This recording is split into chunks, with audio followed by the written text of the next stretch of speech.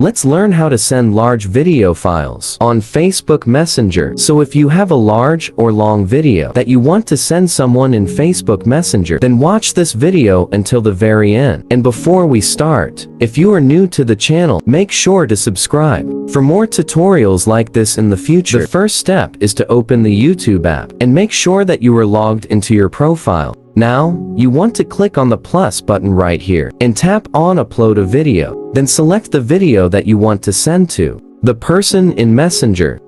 It can be up to 100 gigabytes in size or even more. When you select it, tap on Next, and you can add a title or you don't have to. Then under the visibility, select Unlisted. And this option is optional. Click on Upload Video and wait for your video to upload. And don't worry, nobody will be able to see this video that you post to YouTube, only the people with the video link. So when the video uploads to YouTube, open it and then click on the share button right here to get the video link. Tap on copy link right here.